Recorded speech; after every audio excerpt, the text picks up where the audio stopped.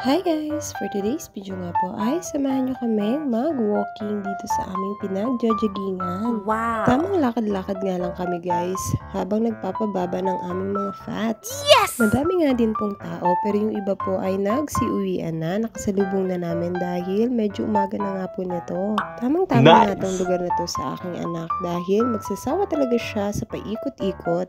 Nagpaakyat na nga siya dito sa papa niya dahil gusto niya daw maglakad-lakad dito sa taas.